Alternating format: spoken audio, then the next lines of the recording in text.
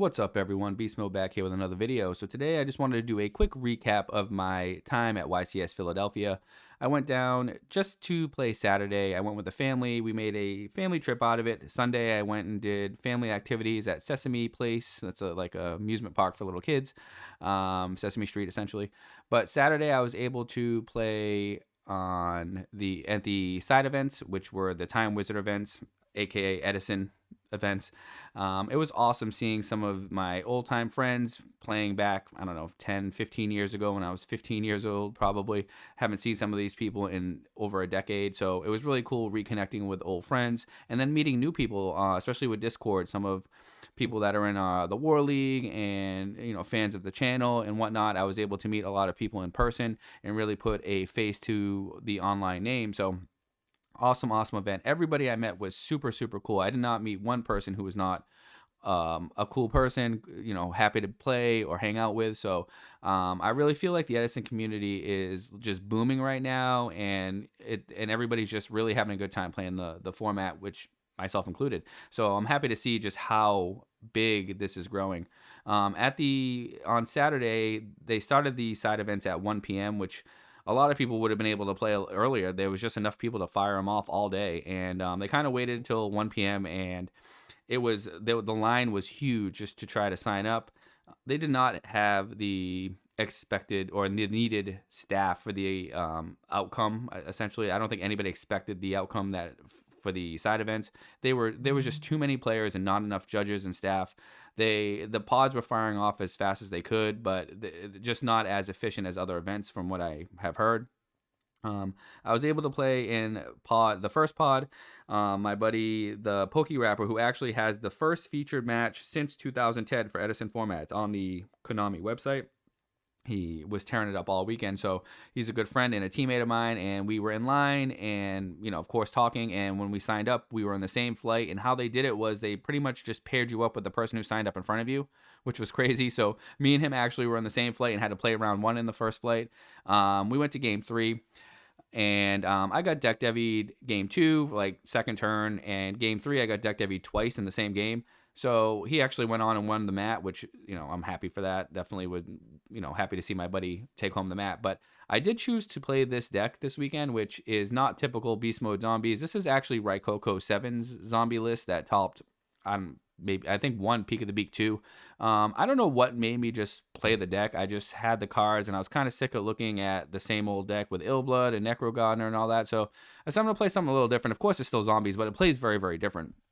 So the main deck is essentially his build. Deep Prison's just really good right now, and a lot of the builds I play haven't really incorporated it yet, so that's something I'm thinking about doing. And then the sideboard is different. Siroko's I've had in the board before, but he did too. I added in a couple of skill drains, I believe, another zombie world. But before I get too far off track here, I just want to recap so that was the first side event I played. It was against a Poke Rapper, so he ended up winning the whole flight.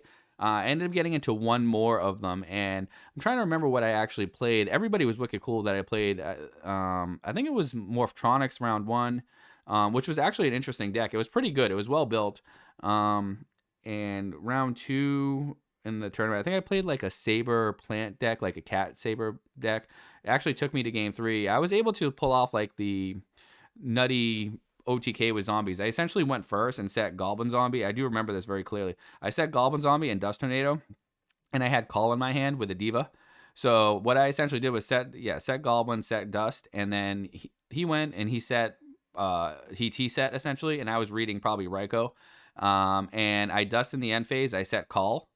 So on my turn, I literally just OTK. Essentially, I summon Diva, search Mizuki, do the whole Brio play, call the Haunted, bounce my own call, and I end up OTKing in one turn, which I don't typically do often, but in person, the whole algorithm is obviously, doesn't exist, so they don't always have gores. So I was a little bit more aggressive in person. Round 3, I ended up playing against the Joshua Schmidt the Hero Debris deck, it was such a cool deck to see in person, especially my opponent. He had like all of the max rarity cards. It was super cool to be able to hold those, and like, I had a Stardust. I took his Stardust with a Goyo Guardian at one point, and obviously being very careful with the cards, but and he essentially, I talked to him after our match. He pretty much said that he's had those cards since he played back in 2007, 2008, and they're just max rarity.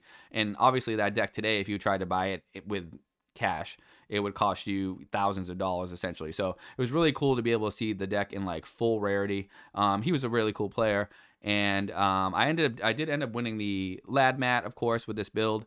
The best card against him actually was the Soul Release, game 2 or 3. I don't remember I believe we went to game 3. I'm trying to remember all the matches. It was such a like crazy weekend. But at one point, the hero build, I know I've seen online that it doesn't play many heroes. It plays like Alias, Stratos, and Plasma essentially. So at one point, I kind of I actually held Soul Release since turn 1, and he even resolved one Pot of Avarice before I even played it.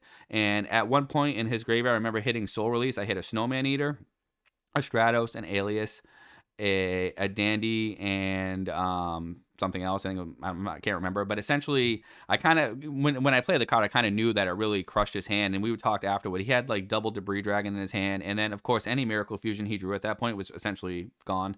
So this card really ended up winning me the game. In terms of sideboard, of course, half the stuff I didn't use. I tried to put in Zombie World versus the Frog deck, but I just got decked heavy twice. It didn't matter. He knew everything I had, and you just can't really play.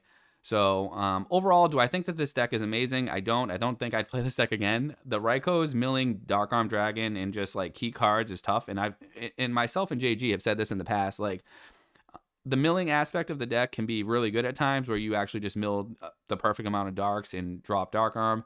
Or Chaos Sorcerer. This card I really do like. It would be nice if you could like incorporate this into zombies without having to mill a bunch of stuff. This card felt really good when I used it. But otherwise, I just don't like the blind milling aspect of the deck, because this deck is combo oriented, of course. And if you're milling half a Divas, which I did, I mill a Diva, draw a Diva, mill Dark Arm, like your opponent just realizes that those threats are not available anymore, so they can play completely different.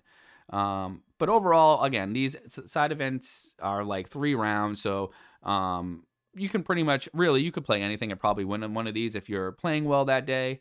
But anyway, I wanted to showcase the deck. Again, this is Raikoko 7's main build, main deck essentially, and I had a great time playing this weekend. It was great to play paper.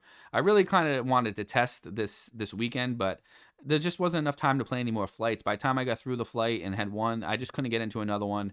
I spent a lot of time talking with Fraser Smith, and if you haven't checked out his channel, I'm Nerd Podcast. It was great being able to pick his brain and really hear, his thoughts of the format. And I met a lot of high-profile players in person, and we talked a lot. Just talked a lot of Yu-Gi-Oh! So it was great. I wish I could have played Sunday too, but then also I don't, because I had a great time with my family, and one day of Yu-Gi-Oh! Is probably enough. So I will be in California in 2 weeks to play in the in-person RBET. We'll see what I have whipped up at that point in time. It's probably be some type of zombies, I guess.